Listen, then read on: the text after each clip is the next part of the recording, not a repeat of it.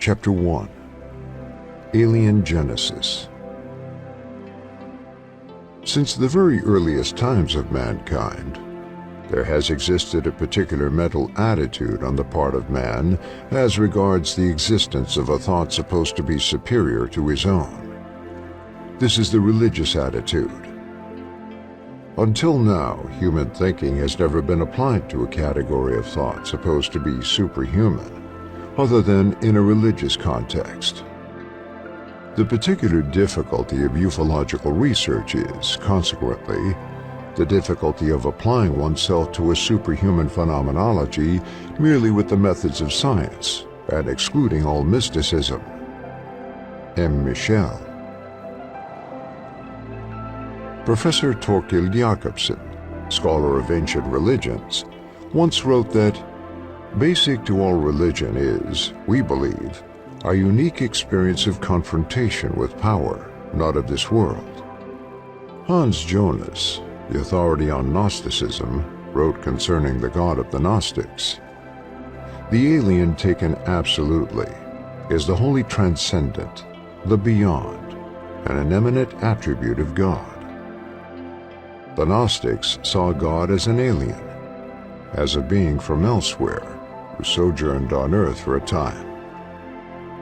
That is not to say that either of these two authorities were speaking of alien astronauts. They were not. They were, however, coming to grips with the concept of the divine and how that experience was understood by ancient peoples as both alien and terrifying. In Jacobsen's case, he was writing about ancient Babylon in the 3rd millennium BCE. In the work of Jonas, we are talking about a sect that flourished in the first few centuries of this era. Although they represent cultures separated by thousands of years from each other, the reaction to the divine experience was similar: the alien, the strange, the terrifying. Gnosticism is the word used to describe a loose affiliation of mystical groups that flourished in Egypt and the Middle East in the first few centuries of the Common Era, and that survived in some parts of the Middle East to the present day, incorporating some Islamic elements along the way.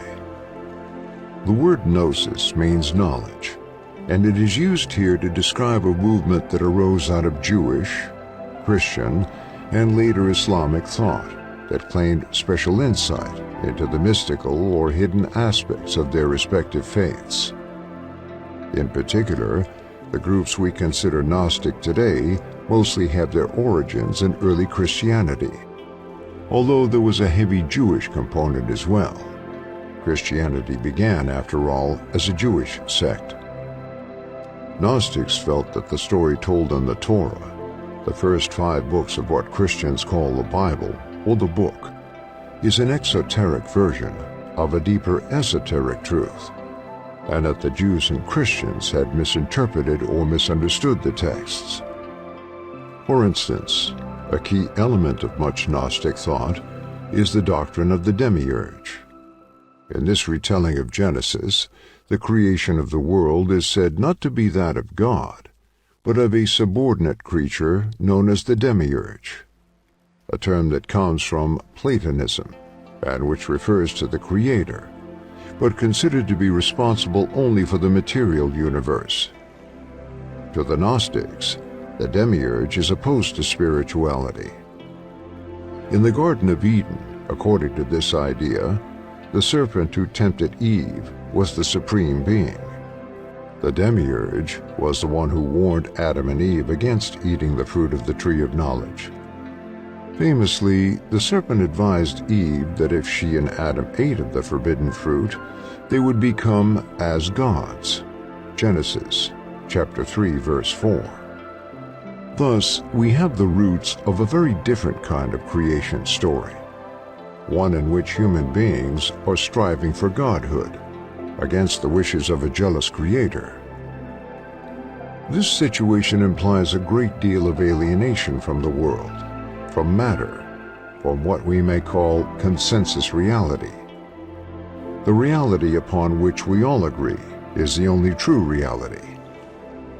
The God of the Gnostics is alien to that of the universe, which it neither created nor governs, and to which it is the complete antithesis. Human beings, according to this view, were created by lesser creatures who themselves have no direct knowledge of the true God, and who indeed are obstacles to divine revelation. This Gnostic concept should resonate with those who believe in the contemporary theories of humans as a hybrid race, designed only for labor in the service of alien beings. And they may be surprised to learn that this concept gained a considerable number of followers, almost 2,000 years, before our current crop of ancient alien theorists. Confusion may arise in that both the creators and the true God are aliens in this view, and there is indeed a spiritual dualism implied that is anathema to Orthodox Jewish, Christian, and Muslim believers. However, to those who theorize that there may be multiple categories of beings who interfere with or who influence humanity at various times, this purely Gnostic concept may prove interesting, if not valuable. Gnostic theory was quite detailed and insistent on this concept, and claimed that the entire universe was a prison, with the Earth its deepest, darkest dungeon. Around the Earth, in an array of concentric spheres, were the realms of the planets and the stars. In some cases, these spheres were limited to 7. In others, they extended outward from the Earth, for a total of 365 spheres.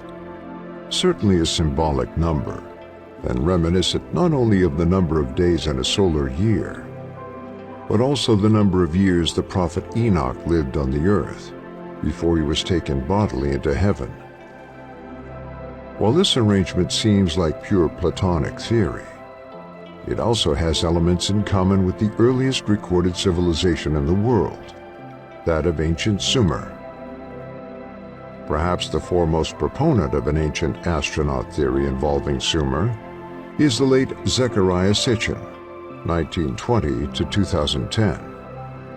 A former London journalist and native of Azerbaijan who relocated to New York, Sitchin taught himself Sumerian in an effort to decipher the ancient cuneiform texts of that civilization.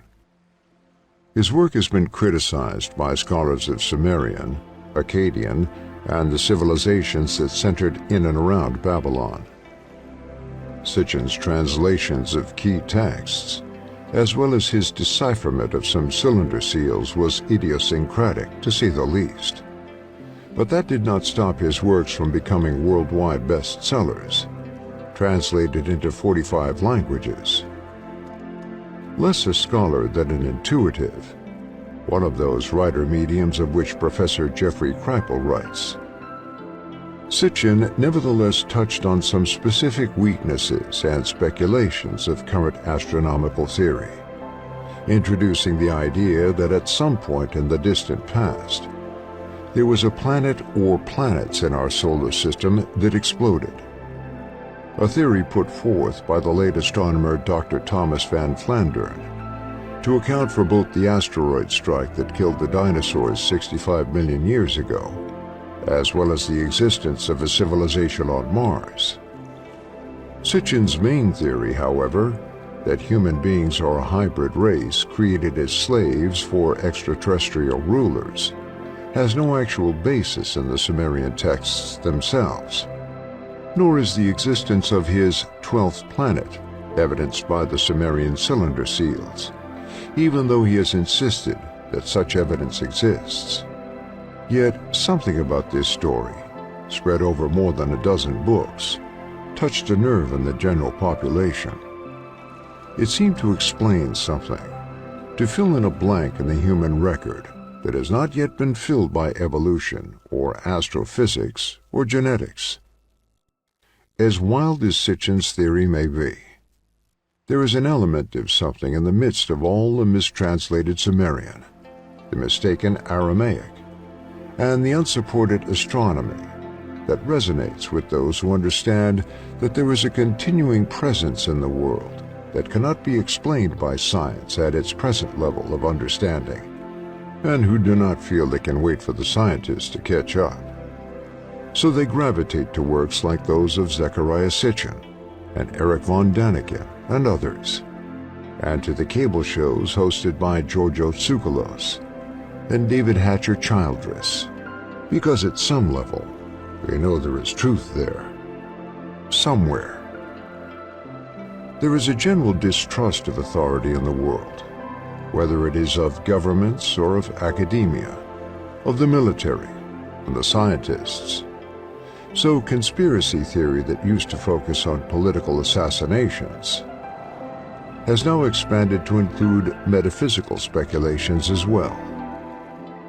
The crossover from political conspiracy theory to ancient astronaut theories, Holy Grail romances, and ufology has created an underground that is part art and part literature, part science and part magic, part politics and part mysticism. Events in my life caused me to start questioning my goals and the correctness of everything I had learned. In matters of religion, medicine, biology, physics, and other fields, I came to discover that reality differed seriously from what I had been taught.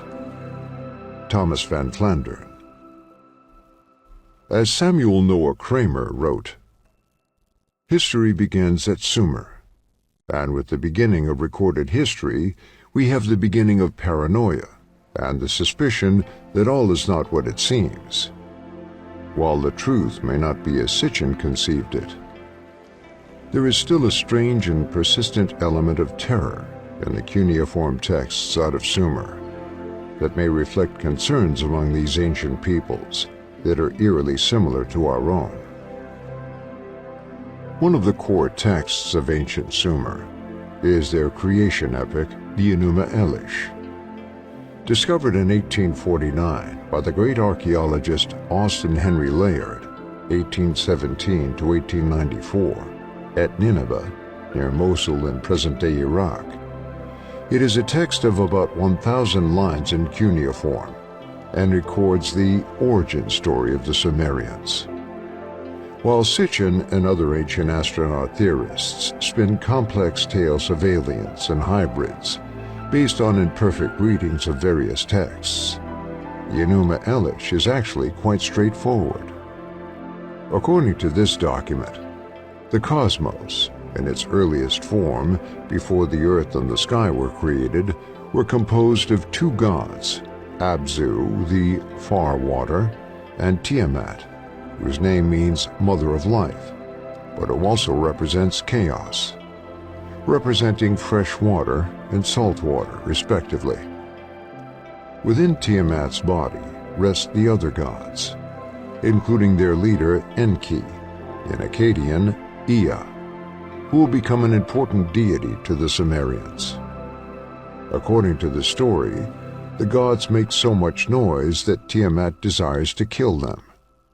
There is a revolt, however, and Marduk becomes the leader of the noisy gods and manages to kill Tiamat, separating her body in two, with which he creates the world, one half for the earth, the other half for the sky. He then kills her general, son, and consort, Kingu, and from Kingu's blood and Marduk's own breath creates the human race. There is no academic controversy over the authenticity of this text, and very little controversy over its translation. Scholars agree that this is the Sumerian creation epic, and as such, represents the earliest recorded creation story in human history. That should not be taken as evidence that it is somehow true in any kind of scientific sense, in the way we understand science, but it is an indication of a deeply held idea about how the universe was created, and ideas about the origin of the human race. This is a story in which human beings were created from the blood of one god, an older god representing the establishment of Abzu and Tiamat, and the breath of another god, representing an antagonist, the leader of a rebellion, and the great cosmic drama. In other words, human beings are seen as a hybrid race formed from two separate and warring divine beings, a hybrid that can be said to be a composite of matter and spirit, of blood and breath. When we look back on this now from the perspective of our modern context, we tend not to assign too much importance to this epic. We have a tendency to treat narratives like this as fairy tales, superstitious nonsense, the blind grasping of primitive minds toward a reason for the existence of matter, spirit, and life, who fall upon a supernatural explanation that really explains nothing, but which serves as a means for subverting any further investigation as rebellious or even treasonous. If we use the system of cultural anthropology, however, we would be forced to acknowledge that the Enuma Elish represents something that, in the context of its time and place, was accepted as true in some way, and which reflected an understanding of human origins that was prevalent in Sumer more than 5,000 years ago. In more recent times, scholarships such as that represented by Hamlet's Mill and the heavily criticized works of L.A. Waddell, among others, offered a different approach to the problem. In the case of Hamlet's Mill, the theory was offered that much of what passes today for ancient mythology was actually an attempt to describe astronomical phenomena using the code words of gods, demons, serpent monsters, and the like. In the case of Waddell, there was an attempt to show linguistic similarities between widely divergent ethnic and cultural groups: the Sumerians, the Chinese, the Egyptians, in an effort to demonstrate a common racial origin. The more popular works of Sitchin and von Daniken build on these premises, and on the highly controversial claims by Robert Temple and others that even the African tribe known as the Dogon were aware of astronomical phenomena about which they could not possibly have had any direct experience unless it had been brought to them by another civilization possessing either advanced telescopes or which had been traveling back and forth to the stars. In either case, this would not be a terrestrial civilization. No matter which source one consults, however, from the dusty cuneiform tablets of the Sumerians to the popular texts of the ancient astronaut theorists, one thing seems consistent. Religion as we know it has its origins either in reality or in fantasy and the stars, and there seems to be an agreement that humans have a divine, or at least astral, origin. The tantric texts of ancient India and the Egyptian narratives both describe the appearance of the cosmos as the result of a sexual act by the gods. The Bible specifically identifies the creation of Adam as an act of God who mixed mud with his own breath, a retelling of the Marduk story, to create a being in his own image and likeness. That breath has a divine origin itself is attested not only in the Bible and in the Kabbalistic works of the Jews, but also in the Indian Tantras and in the yogic practice of pranayama, as well as in the books of European alchemists. This commonality of themes should be unexpected, if not impossible. After all, human beings roamed the earth and lived in different climates, different ecological environments, developed tools at different points in their evolution, spoke different languages, and were racially and ethnically distinct. From a postmodern perspective, it would be foolish to insist that there is any kind of common or mythos that humans from entirely different backgrounds would share. Yet it is obvious that human beings from entirely different cultures, of different races and ethnicities, share some ideas in common, such as rituals surrounding birth and death and puberty, events that happen within all human societies and for which various myths are composed, recited, and enacted. These rituals provide a social function and contribute to the coherence of the community that celebrates them, as well as suggesting a larger context for the shared human experience. Keeping that in mind, we should remember that rituals and myths that pertain specifically to supernatural beings and their interactions with human beings are also fundamental to many societies around the world, and have been since the beginning of recorded history, if not earlier. Creation myths usually refer to supernatural events and supernatural beings. It is rare to encounter an explanation for the existence of human beings that does not involve the actions of gods. As humans, we are obsessed with origin stories, as if knowing where we came from is relevant to who we are today and what we will become tomorrow.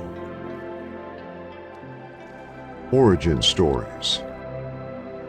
There is something deeply satisfying in knowing, for instance, the origin story of Superman or Batman, or any of the superheroes that have populated Western culture in the last 80 or 90 years. That these are fictional characters is irrelevant to the allure they have, and we cannot stop making movies about these comic book personalities, or retelling their adventures in issue after issue. They represent, in a sense, a kind of popular religion. Supernatural beings who come to the rescue of humans, and who represent moral and ethical values. There is nothing new in this analysis. It has been done many times in the past. Yet, if we draw some similarities between these characters and the religions of ancient Sumer, Babylon, and Egypt as examples, we will find out that not much has changed since then, except perhaps for one salient feature not found in the earlier epics, but essential to many of the new ones: the secret society. Superman came to Earth on a spaceship from an exploding star. Already we are in Zecharia Sitchin territory. While Superman's special abilities do not exist on his home planet, the Earth's environment interacts with his genetic heritage and gives him superpowers. Superman is an alien, a visitor, an extraterrestrial biological entity, or EBE. Since Superman was created in 1933 and did not become a DC comic until 1938, however, the connection between Superman and the UFO phenomenon was not a possibility at the time. Superman was instead a creature of the Second World War and the rise of Nazi Germany and its secret weapons. He was quite literally an Übermensch in the Nietzschean mold, but one working for the Allies rather than the Axis powers. He was also an illegal alien. This illegal alien had godlike powers and characteristics. He fought existential threats in the form of supervillains like Lex Luthor, and he had a consort in the form of Lois Lane. He was a god who did not enslave human beings, but who came to save them, mostly from themselves. He thus had a great deal in common with ideas about divinity that we find everywhere from India to Indiana, but with a special attribute: no one really knew who he was. Clark Kent. Catfish? Superman's identity was secret. In order to live among human beings, it was necessary for him to assume a false identity. He became Clark Kent, the mild-mannered newspaper reporter for the Daily Planet, yet another allusion to extraterrestrial themes. He walked among the citizens of Metropolis like anyone else, even more so.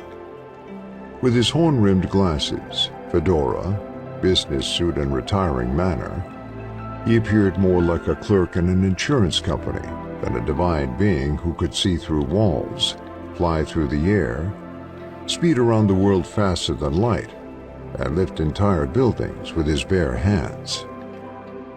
The association of enormous powers with a secret identity has a precedent in the history of religion, but it is a relatively late one. While there have been secret initiation rituals in many cultures, the rites of Eleusis and of Mithra come to mind. It was not until the Rosicrucian manifestos of the 17th century that the idea of a secret group of individuals with extraordinary powers became common currency. It was a secret society whose members also had a high moral and ethical character, as revealed in their manifestos. There was also an origin story concerning their founder, Christian Rosenkreutz, who had traveled to the mysterious East, most likely Yemen, where he obtained the knowledge necessary for the making of gold and the elixir vitae, a medicine that would cure any sickness. He returned to Europe and founded his mystical fraternity for the good of humanity. He eventually died and, according to the manifestos, was buried in a secret location, the Vault of the Adepts. At about that same time, we experienced the rise of Freemasonry, another secret society, whose members' special powers resided more in their sense of shared community and intellectual freedom than in changing lead into gold or administering the elixir of life. Their initiation rituals refer to an ancient ancestor or prototype. These, the Rosicrucians and Freemasons, were the Clark Kents of their age. It may be that the Enlightenment idea of a secret society, whose members have special knowledge about the workings of the world, became a lens through which later writers would understand the ancient texts of Sumer and Egypt. Did these civilizations possess secret knowledge about the origins of the world, and especially of human beings? Knowledge that was suppressed by later cultures and institutions such as the Catholic Church, only to surface in the occult rituals and secret teachings of the Rosicrucians and Freemasons. If we are to believe Sitchin and von Daniken and the other ancient astronaut theorists, this indeed would seem to be the case. And the popularity of Superman and the rather darker figure of that other secret superhero, Batman, would be evidence that, on some level, some unconscious level, people understood this to be true. The cult of the reptilian. In ancient Sumer, there were individuals who worked marvels in secret. We don't know quite what to call them, but they were feared by the general population. Terms like witch or sorcerer would be used to describe these individuals. Persons who worked magic against the innocent. We do not know if these individuals were members of a society of like-minded ritual specialists, or if they worked as solitaries. But from the cuneiform texts, we understand that they were feared, not admired. The well-known Akkadian Maglut text, 1st millennium BCE, provides lengthy incantations and rituals designed to protect against this form of magic and its practitioners, who were known as sorcerers or witches. This type of personality would appear in the Bible in various places as the Witch of Endor, who could raise the dead. 1 Samuel chapter 28, verses 3 through 25. Or in the famous admonition, so freely interpreted and abused, "Thou shalt not suffer a witch to live." Exodus chapter 22, verse 18. More to the point, however, is the reference to "let them curse it who curse the day, who are skillful to rouse Leviathan." Job chapter 3, verse 8. By the time Genesis was composed, Sumer already had been invaded, and the Sumerian people were fast disappearing, although their language remained as a sacred tongue among the Babylonians right up to the 1st century of the Christian era. Motifs from the Sumerian creation epic survived throughout the ancient Near East in the story of a massive serpent, a sea monster that was identified with the earliest moments of creation. In the previously mentioned passage from Job, the rousing of Leviathan is associated with curses and with those who work dark magic, the witches of the Maglut text. The female Leviathan had a mate in the male behemoth, according to Jewish tradition. While Leviathan was a sea-dweller, Behemoth roamed the dry land. Reptilian monsters who represent chaos and who threaten human life are to be found in different cultures around the world. The human-reptile struggle is replicated from the war between Marduk and Tiamat to St. George and the dragon. While the serpent was considered to be the natural enemy of human beings, there were those who worshipped them or who tried to control their powers for use against other human beings. There were even those, like the Gnostics, who considered the serpent in the Garden of Eden to be the real God, the alien God. According to Gnostic sources, it would be Adam who would make common cause with the alien God. If we are seeking some kind of moral equivalency in these narratives, we will not be satisfied. This is less a question of good versus evil than it is alien versus predator, with human beings occupying the middle ground between them. The serpent in the garden was an interloper, a stranger, who nonetheless knew that the demiurge who created the world was passing himself off as the one true God, when in reality he was a subservient figure who desired to keep humanity weak and in the throes of pure materialism. Ignorance is bliss, so the saying goes, and the demiurge wanted to keep humans in a state of ignorance. The serpent wanted to awaken humans from their sleep, their lack of awareness, and their state of spiritual oblivion. Thus, according to the Gnostics, Adam did not fall from grace. That is, he did not fall asleep, but instead fell awake. In one Gnostic narrative current among a sect known as the Mandeans, the alien god, referred to as such, and also as the stranger or the messenger, came to the earth from space.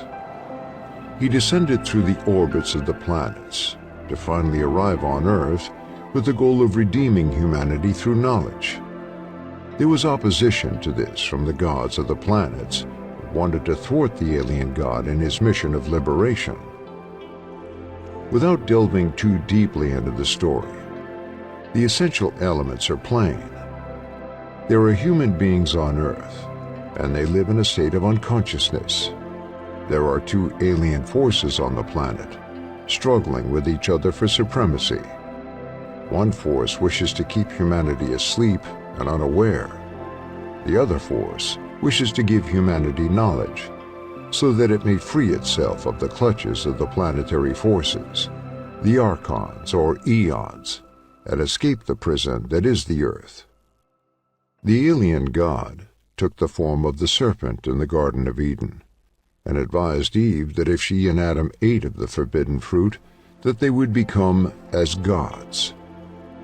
Thus you had those for whom the serpent, including Leviathan, the sea monster of the Bible, represented pure evil, the devil, and Satan. These are the followers of the orthodox forms of the Abrahamic religions. Then there were those like the Gnostics, who saw this demonization of the serpent as the creation of what we would call today the mainstream media. The Gnostics claimed to know the real story, and in a sense, their version of Genesis could be called an early form of conspiracy theory. Reflexively, contemporary conspiracy theory, a phenomenon known worldwide today, could be considered a modern form of Gnosticism. If we include ufology, and many authors who had specialized in investigative journalism, political history and conspiracy theory moved to ufology, or even occult theories later in their careers, and vice versa, then we have the perfect environment for the development of something that transcends both ufology and conspiracy theory. a theory of reality that is as grounded in science and politics on the one hand, and in mysticism and psychology on the other. A grand unified theory of consciousness, which embraces the world of phenomena of every type. Phenomena of what we might call a non-rational or spiritual type, as well as those of more fundamental material forms.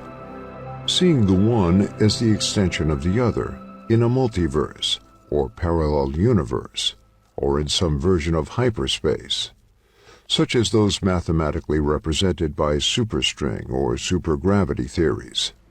An environment that would require a specially trained consciousness to experience and within which to maneuver. Indeed, one can interpret the demiurge as the patron saint of science. It represents the material world and all that is in it. The serpent represents a hidden force within the material world, penetrating it, making contact with human beings when the grasp of materiality is at its weakest. This idea has been taken up time and again, as serpents in many cultures represent spiritual power, rejuvenation, the shedding of the snake's skin, the coils of Kundalini in Indian Tantra and Yoga, and the twin serpents on the caduceus of Hermes and Mercury, among many other symbolic representations. Recent research into the Genesis story, and especially attempts by modern archaeologists to locate the physical site of the Garden of Eden, has led to some interesting revelations. New information has led some scholars to believe that there was a race in the Near Eastern region that predated the arrival of the Sumerians. This race employed words which were later adopted by the Sumerians, but which were not originally part of their language.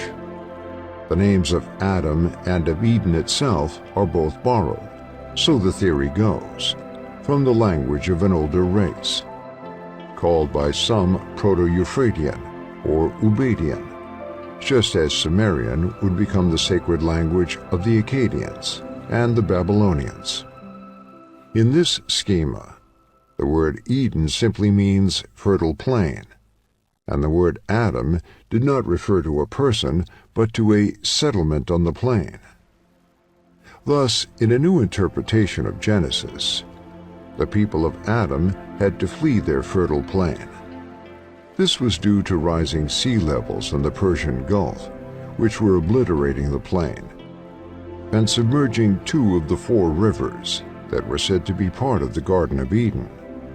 Landsat images have discovered the missing 2 rivers below the waters of the Gulf, south of what is now Iraq.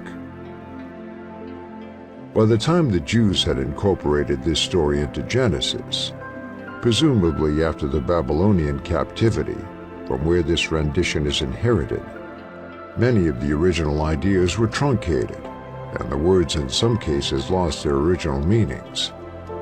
Other Sumerian texts, such as those describing the Great Flood, would make their way in abbreviated or altered form into Genesis as well. To some, this would detract from the work of Sitchin and others who see the Sumerians possessing secret knowledge from the stars, instead of survival stories from the seas. However, this need not be the case.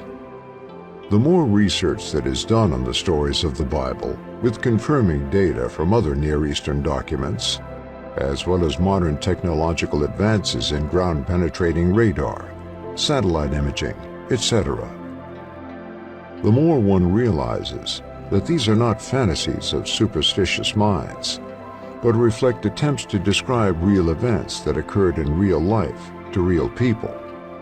There will be those who will see in the latest research confirmation of their theories that the Bible stories were based on older Sumerian and Proto-Sumerian myths, which themselves were little more than memories of a better life, before climate change transformed the contours of the Gulf region and forced hunter-gatherers to join with the agriculturalists, thereby losing their freedom in the process.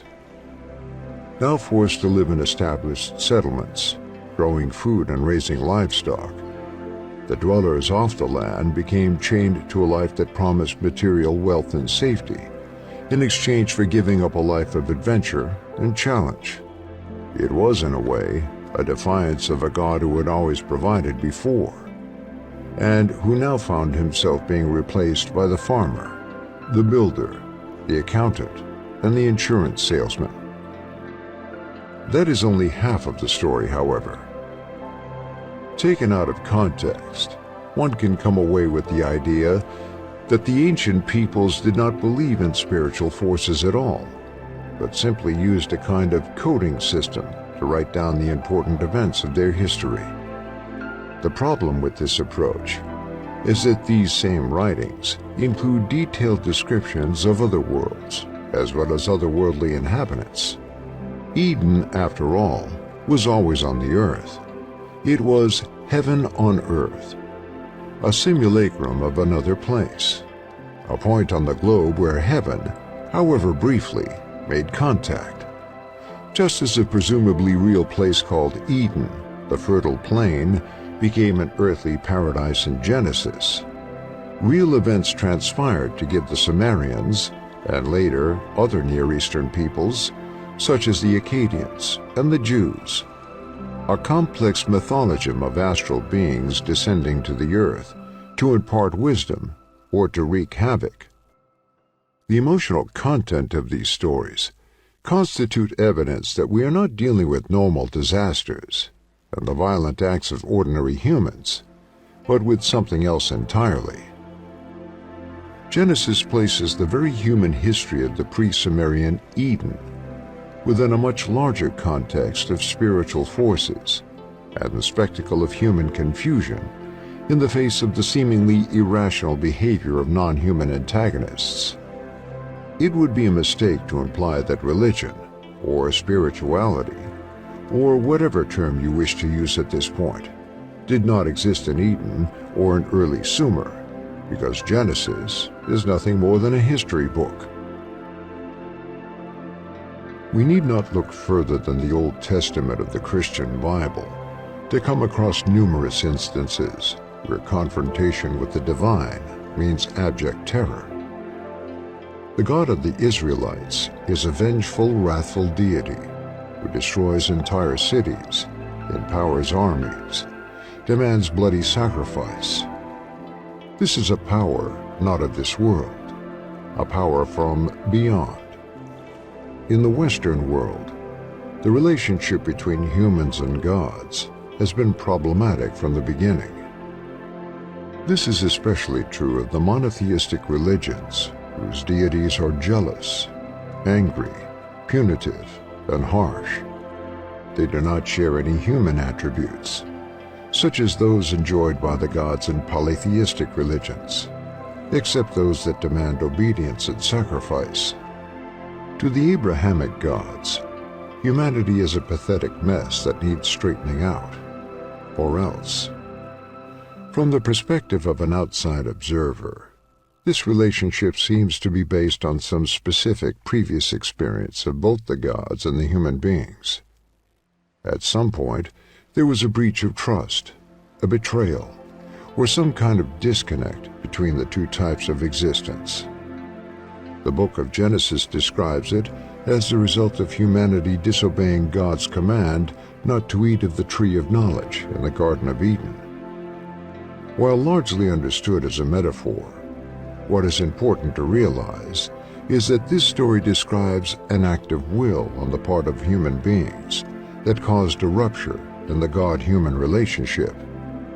This implies there was a time in Elo Tempore when human beings lived in a blissful state, free of worry, work, and death. This seems to be taken for granted by most of the world's religions, who almost uniformly characterize our contemporary worldly existence as the result of a fall from grace, a degeneration of the human condition. How strange, then, that science tells us that human beings are the result of evolution, not devolution. Evolution, of course, does not imply that human beings are getting better, only that they are changing in response to the demands of survival, and the stresses of an uncaring environment. In fact, we are told quite clearly that evolution favors only the continued survival of the species in general, not of individuals within that species. We as humans are only vehicles for the propagation of our genes. Our genes do not care about our individual identities, our histories, our first kiss, our last gasp. Their only concern is that we procreate. Nothing else is relevant. Consciousness itself, especially self-awareness, the experience of an individual identity, may be superfluous. After all, the instinct to procreate is just that, an instinct. It does not require much in the way of consciousness, just a functioning set of reproductive organs. Thus, the biblical and other stories of creation should be viewed from that perspective. Be fruitful and multiply. Genesis, chapter 1, verse 27. Was the command given to us by the God, not of the Jews, but of the genes. Procreating does nothing for the parents. It does everything for the genes. We are genetically disposed to having children, caring for them, and then dying off once we have done our job. Then what is the point of religion? What is the point of a perspective of reality based on individual salvation as opposed to the collective, if our only reason for existing is the survival of the entire species? Are religious laws designed for the same reason, to enforce a system of morality, an ethical code that favors the group over the individual? The Ten Commandments seem to reflect this point of view, beginning with laws that uphold the authority of God. Thou shalt have no other gods before me, and then proceeding to a series of regulations that have as their sole concern the survival of the group, from thou shalt not kill to thou shalt not steal, etc. The moral code is a social code. There is no context for individual survival, or indeed for the spiritual awakening and flowering of individual consciousness. That possibility seems to have been lost with the banishment of Adam and Eve from the Garden of Eden, and the separation of human beings from the divine, or at least from the Creator. There seems to be a disconnect between our physical natures, represented in this example by our genetic code, and our consciousness. Consciousness wants to be immortal, to live forever, to maintain its individual identity streams far into the future, far longer than current lifespans would allow. Hence the stories about going to heaven after death, about individual sins and the punishments for them, about the last days and rising from our individual graves and living as individuals with God. The genes want survival of the individual for a finite amount of time, to procreate and nurture, and then it is disposed of. Consciousness wants the survival, as long as possible, even after death, of something intangible and difficult to define, our identity. Is there a middle way? The near-death experience may hold a clue. You have all heard the stories of those who have died on the operating table and then come back to life after a few minutes. You have heard of the descriptions these survivors have given of a tunnel, and of a light at the end of the tunnel, of seeing loved ones, and of feeling a tremendous sense of peace. Sometimes these survivors return with the feeling that death is not scary, or the end of consciousness, but something beautiful and even desirable. Modern medicine has explained this. Tentatively, there is no conclusive evidence, as a natural response of the body's chemical mechanisms, the sudden flow of endorphins designed to facilitate death by making it seem all warm and cozy. The problem with this explanation is that there is no discernible evolutionary reason for such a mechanism. What does the body care how consciousness behaves, or what it experiences at the moment of death? The genes have spoken. The body is no longer important. Its job is done. What purpose is there in making the death experience pleasurable? Obviously, from the point of view of the genes alone, there is none. Unless, of course, death is only the end of Act 1, in a play in which the principal player is not the genetic code, or even matter as we understand it today, but consciousness.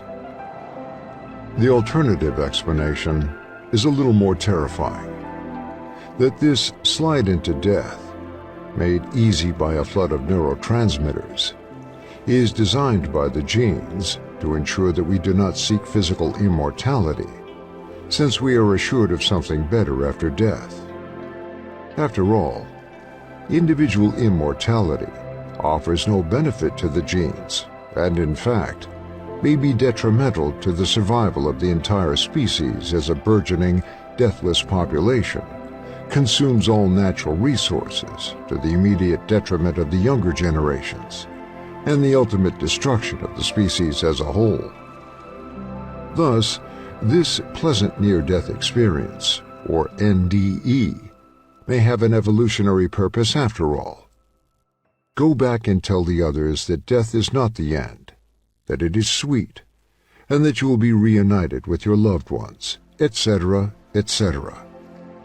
In this case, the endorphins that flood the nervous system at the time of death are truly the opiate of the people. In the 1980s, a number of studies were done comparing NDE with that of the UFO experiencer. Surprisingly, many similarities were discovered in the way survivors of both types of experience understood life, death, the paranormal, etc. This may seem strange at first glance, but a search through the history of how think tanks and other government contractors approached the problem of the UFO phenomenon reveals that they understood, almost from the outset, that this was a problem essentially related to consciousness. What may not be well known is the fact that famed UFO researcher Jacques Vallée was himself one of the earliest members of the Stanford Research Institute SRI program, studying remote viewing, RV, working with Hal Puthoff and Russell Targ, and alongside Ingo Swann.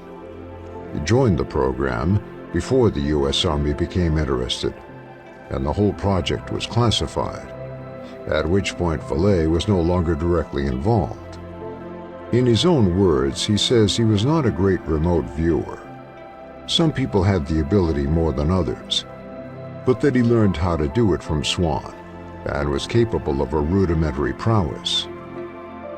We should remember, for what it's worth, and the worth may be considerable, that Ingo Swann was a Scientologist. Scientology is considered by historians of religion to be a UFO religion, and that Jacques Vallée was once inspired by the philosophy of the Rosicrucians, as was his colleague Dr. J. Allen Hynek of Project Blue Book fame. It should be understood that Vallée is one of the foremost proponents of the theory that the UFO phenomenon is an artifact of consciousness itself, a conclusion that he arrived at after decades of research. While he does not discount the tangible physical evidence of UFOs, he understands that there is much more to the phenomenon than aliens flying around in spaceships. The psychological effects on observers and experiencers is so profound, so life-altering, that this seems to be the whole point of the experience, rather than merely a side effect. And doesn't this parallel the experiences of those who claim to have had visions of a divine being? Anomalous mental phenomena. At some point in the decades-long investigation of the paranormal conducted by the U.S. Army, the U.S. Air Force, the U.S. Navy, the Central Intelligence Agency, the National Security Agency, and the Defense Intelligence Agency, using such contractors as SRI and SAIC, among others. The tendency was to find terminology that would satisfy the type of language used in official reports. What the creators of these reports wanted to do was eliminate, as much as possible, what they called the giggle factor. Terms like ESP, psychic powers, telekinesis, etc., were too prone to abuse and ridicule. Thus, among many other candidates, one of the best characterizations of the whole field became AMP, or anomalous mental phenomena. This would cover virtually the entire range of so-called paranormal abilities, everything from precognition and mental telepathy to psychokinesis or telekinesis, the ability to move objects at a distance using only one's mind. This latter ability was sometimes referred to as remote perturbation, as distinguished from remote viewing, and was believed to have numerous military applications. Remote viewing was an intelligence-gathering tool, but remote perturbation would be used for sabotage, such as throwing switches on enemy equipment, causing it to malfunction, or disabling navigation and control equipment on aircraft, missile systems, submarines, etc. Both were AMP, in that only the operator's own mind, consciousness itself, would be employed against the enemy forces. The science behind these methods was uncertain. Not enough study had been done before the government decided to see their applicability in real-world situations. It is quite possible that the white coat laboratory approach was counterproductive in ways we do not yet understand. While many of these AMP and RV operations were curtailed or shut down entirely after decades of investigation and targeted missions, there is the persistent rumor that elements of the psychic warriors either remained on active service or called back into service, especially after the September 11, 2001 attacks. What does all of this have to do with religion, with consciousness, and with the phenomenon?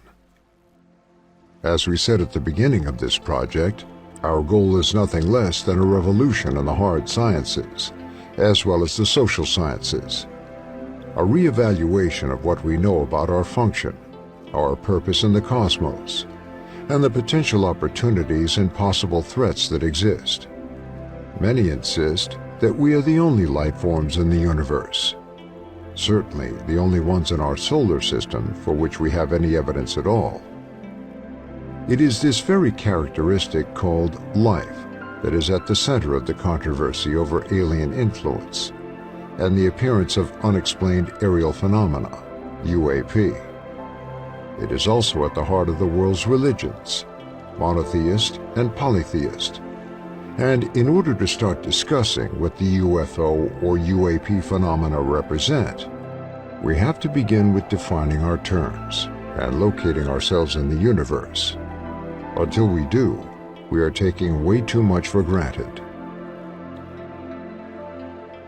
The first religion. It is generally agreed among anthropologists and historians of religion that the earliest form of what we term religion was shamanism. It is a field that largely has been ignored by ancient alien or ancient astronaut theorists, who tend to associate alien intervention with the relatively advanced cultures of Sumer and Egypt.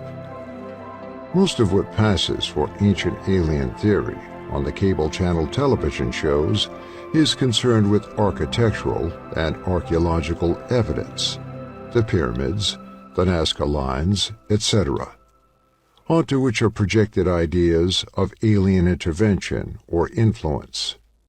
However, even examples of Neolithic archaeological sites around the world tend to support the idea that there is a cosmological and paranormal aspect to the ancient practice of shamanism that can be interpreted in a manner suggestive of an awareness of extraterrestrial origins. It is in fact with the Neolithic period that we notice a trend away from the type of art found in prehistoric sites that focused primarily on simple geometric figures, straight lines, chevrons, hash patterns, to more elaborate depictions of humans and humanoid-type figures, as well as the almost surreal depictions of animals and other creatures. It is also the period when the great megalithic structures began to be erected, structures that have astronomical, scientific, as well as ritual, mystical functions, such as Stonehenge. If one wanted to determine at what point there was some awareness of off-planet existence, it could be argued that the Neolithic period presents a clear demarcation between the way in which Homo sapiens sapiens understood the world as confined to the Earth, and the way in which astronomy in the heavens became more important. It is also the period in which human beings became aware of the unseen aspect of nature. For there is no clear evolutionary purpose to the rituals of the Neolithic shamans, unless there was a belief that invisible forces could be approached and manipulated using human activity, work, that did not have an obvious direct relation to a given result. In other words, a hunter has a clear objective. His work is directly related to the killing of an animal and the providing of its protein to his tribe or clan. A shaman's work has no such obvious cause and effect characteristics. The function of the shaman, the priest, the sorcerer, the magician, the astrologer, the diviner, is concerned with the unseen. In other words, it is not rational or logical in any normal sense of those words, since it is action without discernible result. It is work, the expenditure of energy that seems to have no immediate tangible purpose. Yet to these hunter-gatherers, it was an occupation that was respected. At some point, it became understood that the shaman performed a valuable service. At some point, it was understood that reality was composed of more than what could be seen or heard or felt, that there were other influences in the world, and that certain individuals possessed the capability of understanding and manipulating those influences. At some point then, something that ordinarily was unseen became seen.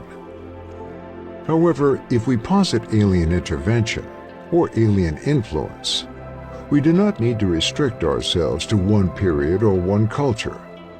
Contact could have been taking place at various intervals in human history, and indeed, many insist, and the evidence suggests, that this contact remains ongoing. If there was contact during the earliest Egyptian dynasties, or during the Sumerian civilization in Mesopotamia, what form did it take? Ancient alien theorists used the religious rituals, iconography, and beliefs of these cultures as their starting point. And there is a reason for that. As we saw in the quotation from ufologist Michel previously, religious ideas and alien theories are often related. In the present day, there has been an explosive growth of what have been called UFO religions. The phenomenon lends itself to these ideas, as it consists of characteristics that are so foreign to everyday experience as to place it in the same category as PSI, NDE, and other paranormal subjects. It is a working hypothesis of this project that what we call mysticism is a necessary adjunct to science when approaching the phenomenon, as Michel suggested previously. This shotgun wedding of science and mysticism will not leave either field of study unchanged, however, and we must understand this at the outset. In the first place, the term contact is itself problematic. If we are discussing the many ways in which the phenomenon manifests itself, actual contact, with the implication of interactions between two species, is mostly what Michel calls non-contact. The phenomenon rarely occurs in such a way as to maximize visibility by huge numbers of human beings. There are no landings in major metropolitan areas, in full view of civilians, first responders, and news media.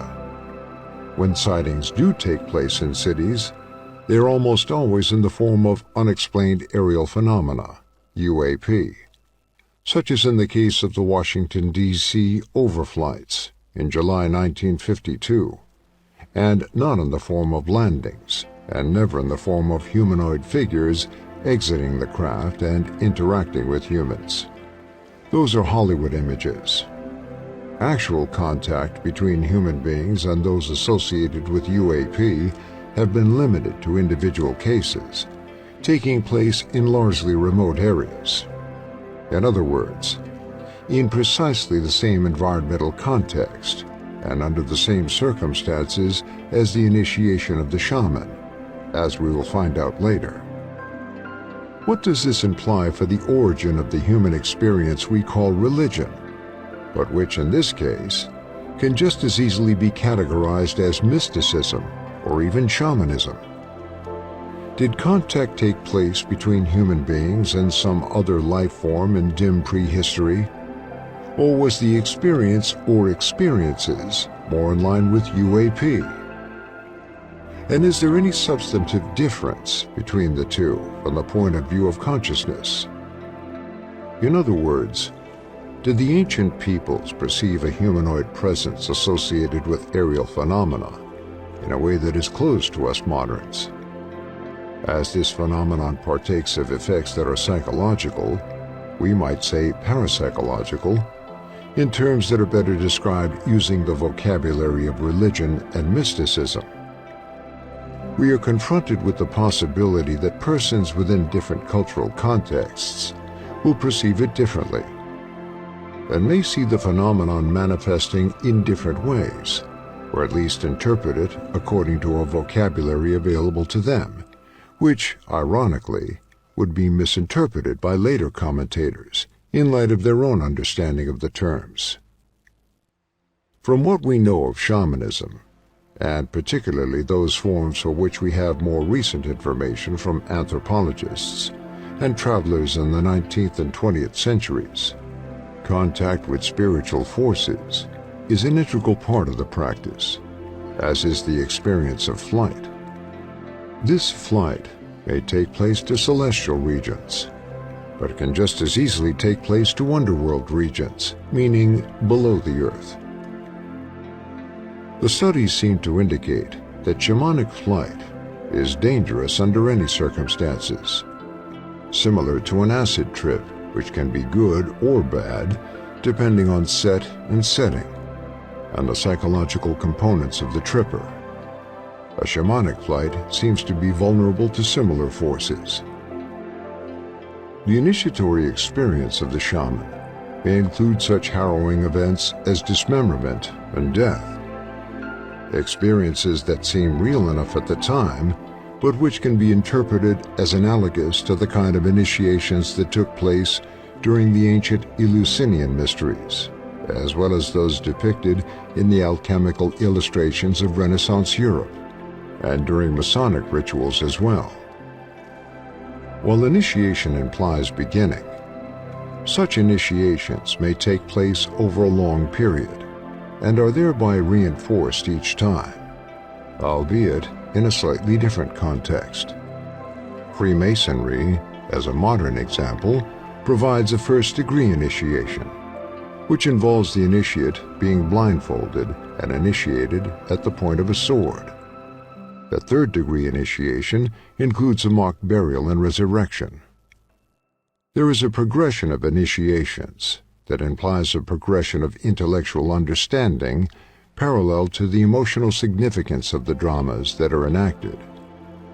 The dramaturgy is essential to the initiation.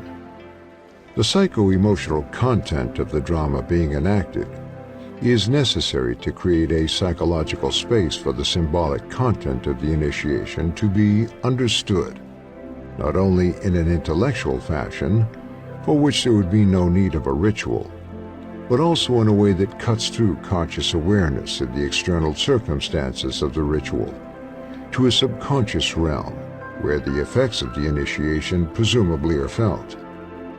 The ritual is a carrier of data, a large percentage of which cannot be apprehended intellectually, as it involves psychological components that will be experienced differently by different initiates.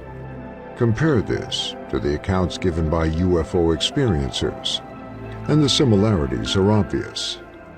There is very little purely intellectual content in the encounters, which almost always contain dramatic scenes and emotional trauma. The temple space used for the Masonic-type rituals is what anthropologist Victor Turner calls a liminal space. It is a place set apart from normal waking consciousness, and its very strangeness is its most powerful aspect. The dimensions of space and time are deliberately manipulated to create an otherworldly sense, an emotional reaction to the somber surroundings with incomprehensible symbols and elaborate speeches full of hyperbolic statements and dire warnings. In order to accentuate these feelings, the initiate is bound and blindfolded.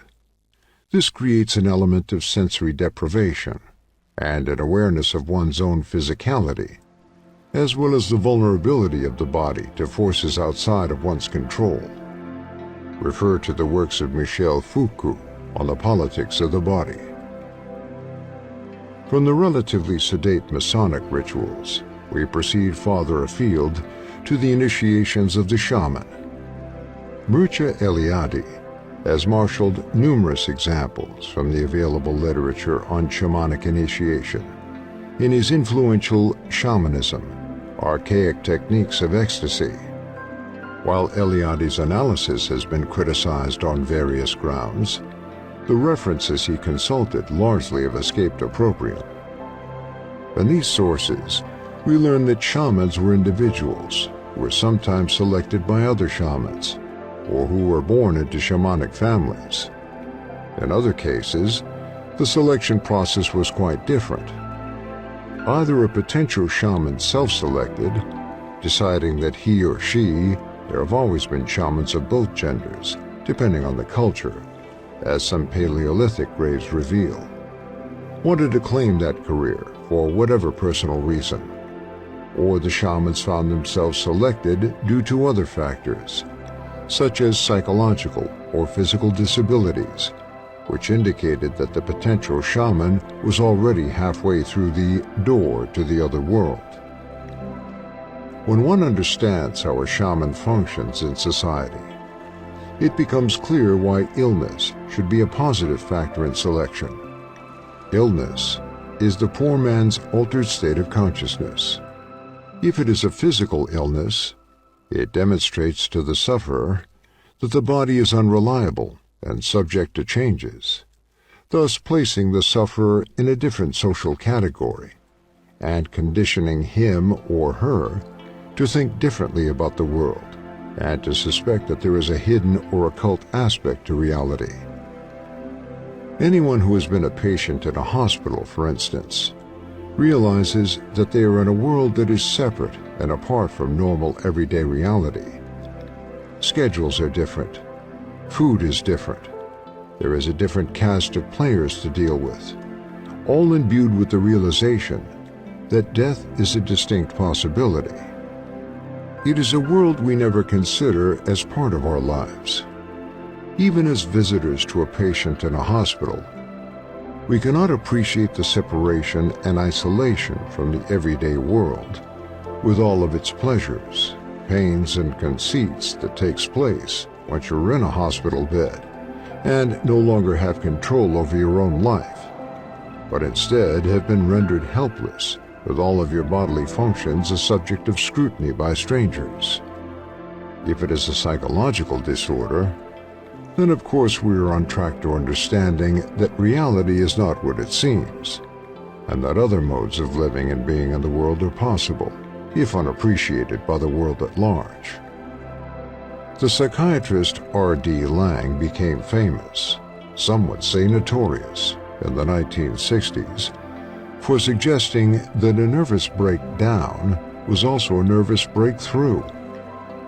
His characterization of schizophrenia as tantamount to spiritual initiation went through a vogue briefly before it was superseded by a psychiatry that was more interested in chemically controlling the mind of the schizophrenic than in trying to communicate with the patients through analyzing their symbolic language. It was thought that the chemical approach was as close as anyone was going to come to a cure of mental disorders, and that since behavior could be changed using drugs, it was decided that certain mental disorders were nothing more than chemical imbalances in the body, a case of making the nail fit the hammer. This was Lange's politics of experience, the effort by medical institutions to come up with a socially acceptable means of identifying, characterizing, and treating psychic states as disorders rather than as spiritual quests, which has led some observers to consider the shaman as a psychopath. A shaman is expected to travel to the spirit world on a regular basis.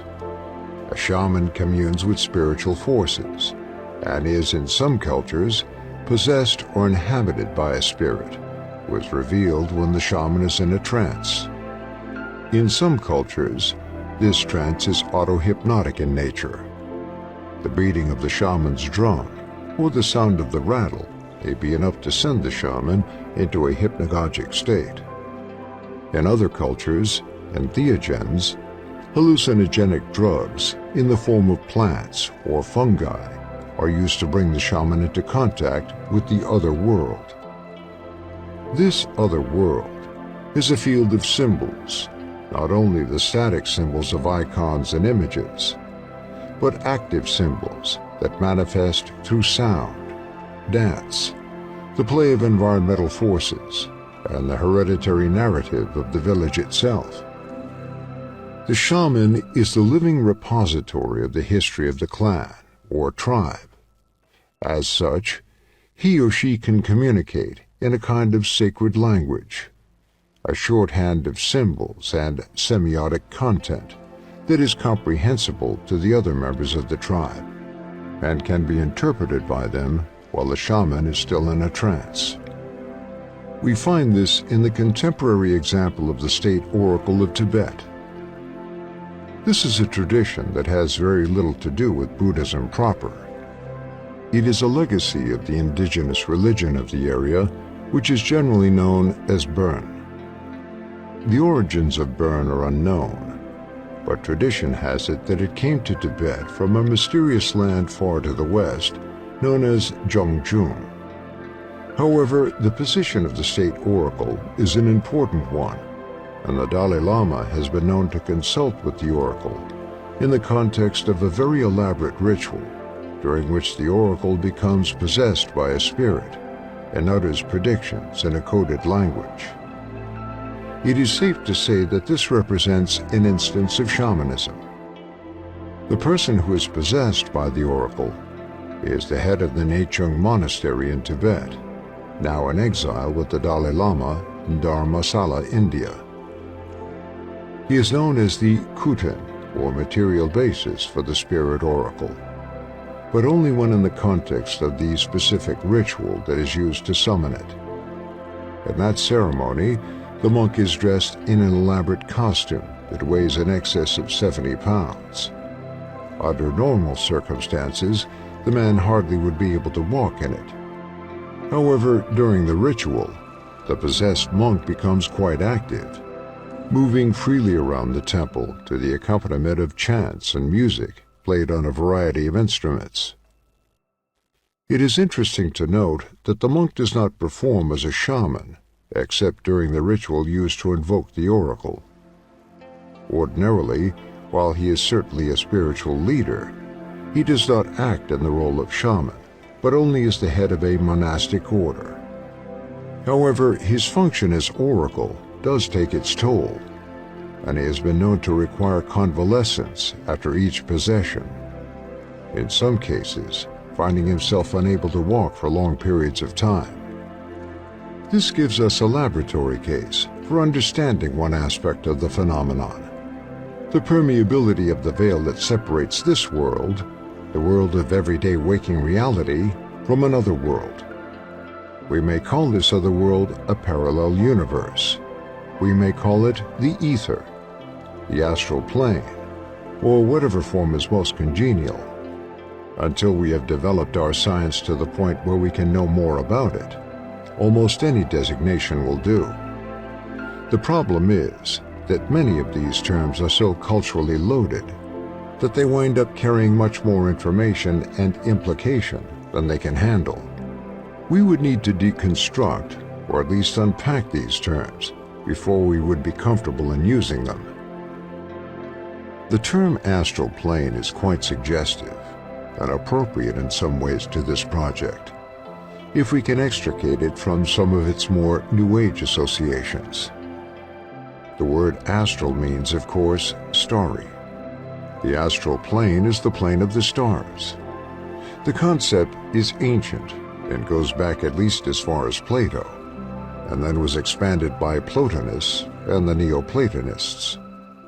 It goes back to the idea that the Earth was the center of the universe, and that around it were the orbits of the planets and the stars. One ascended to the heavens through the plane of the stars. Normally, one did not do this in the body. The body stayed on Earth, while the soul moved through the planes and then came back with information or insight. This is the journey of the shaman, codified and made systematic by the ancient Greeks. While a human soul may travel outside the body to walk among the stars, the reverse was also true. Spiritual beings could appear on the earth if they were able to possess a material basis. The Tibetan oracle is one such material basis, a vehicle for the spirit to inhabit for a short period of time. Today we might call this mediumship, or even channeling, in a kind of secularized version, minus the complicated rituals. All this goes to show that there has existed in human culture for millennia the concept that there are at least two worlds, this one and one other, and that they coexist. Travel between the two is possible, as is communication between the two. This is the privilege of persons who have a natural ability for this kind of commerce, or for those who have been trained in its processes. The medium or the shaman makes themselves available to spiritual forces who wish to penetrate into this world from their own. But what of spiritual forces who do not require the cooperation of human agency? What of those spiritual forces who just show up? One of the hallmarks of the phenomenon is that there is rarely an effort by human beings to call them to visibility. The aerial phenomena just happen. They are unpredictable and unrepeatable, and thus they resist scientific testing, which, by extension, means that they do not exist. It's a vicious cycle, a function of the scientific method, which demands repeatability and predictability of scientific phenomena. There is, however, a precedent for this, although it has not been addressed before, since the entire subject resists any kind of sober academic study aside from sociological treatises on UFO religions and the like. The precedent is the European practice of ceremonial magic. A close relation of shamanism in some ways, ceremonial magic is predicated on the idea that a human agent can penetrate the spiritual realms while conscious, and at a time and place decided in advance. Ceremonial magic uses many of the same basic principles as the ritual of the Tibetan state oracle described previously, with the major difference being the magician does not go into a trance or lose consciousness. The magician does not become a material basis for the spirit. Instead, the magician penetrates the veil that separates the proposed two worlds to summon a spiritual force to visible appearance. The way this is done is suggestive of some sort of familiarity with aerial phenomena. The typical arrangement, as attested in the grimoire, the manuals of the magicians, is to draw two concentric circles on the ground. Between them is written a variety of magic words, usually in Latin, Greek, or Hebrew, as well as hieroglyphs that may be the signatures of various spirits, or the seals of spiritual forces that will protect the magician and ensure obedience from the spirits being summoned or conjured. The magician stands in the center of the circle, and there is usually a minimum of 4 candles or lamps, one at each of the cardinal points, as well as a censer of burning incense. Prior to the ritual proper, the magician is prepared with fasting, prayer, and other measures to focus the mind and create a state of sensory manipulation, in which the only sensory input comes from the carefully constructed ritual. More than just a liminal space, the ritual area reflects the precise nature of the magician's goal, the colors of the candles, as well as of the furnishings of the room or environment where the circle is prepared, scents, the incense, sounds, the incantations, the ringing of a bell in a precise number, etc., have been arranged to reflect the purpose of the ritual. The magician is dressed in robes appropriate to the ritual as well. One is familiar with the strange costumes of Merlin or of Disney's Sorcerer's Apprentice. There may be an exotic headdress, symbols embroidered on the robe, a wand, a sword, an amulet or talisman, etc. In this way, the European magician shares some qualities with the Siberian or Tibetan shaman, for whom the costume is an essential part of the ritual, further stressing the liminality of the ritual, but which may also be an allusion to the forms of another, more alien environment. The ritual begins with invocations to God, the angels, etc., and proceeds to conjurations of the spiritual forces.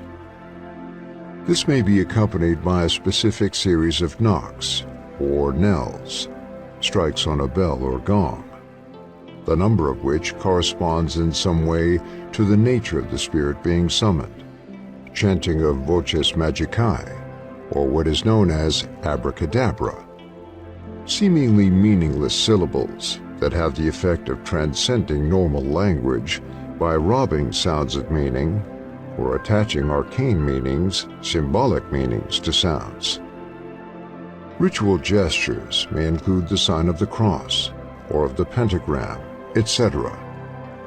In other words, the entire field of action and sense is managed and tailored to the goal of the ritual. There is no wasted movement, no extraneous sounds or sights or smells. Thus, every event that takes place under these circumstances that has not been determined in advance, every random occurrence, is evidence of some form of contact. The proximate goal of this ritual is to force a spiritual entity into visible appearance. The magic circle serves to protect the magician from hostile spiritual forces, and also reinforces the magician's position at the center, the axis mundi of creation. In the ritual, the spirit, angel, demon, planetary intelligence, etc., appears outside of the circle, sometimes within a specially designed and drawn triangle at some distance from the outer rim of the circle. This triangle may also contain lamps, burning incense, etc., and the spirit constrained to appear within it. The spirit then answers questions put to it, and eventually is given the license to depart. At that point, the ritual is over. If we apply the cargo cult metaphor to this ritual, a few things become apparent rather quickly. The concentric circles with the hieroglyphs and strange lettering between them can easily stand in for the aerial vehicle, A flying saucer, if you will, especially when we factor in the lights and the smoke from the incense, the odd sounds, and the oddly clad passenger within. Even the triangle is not unknown to UFO lore, as the contemporary scientific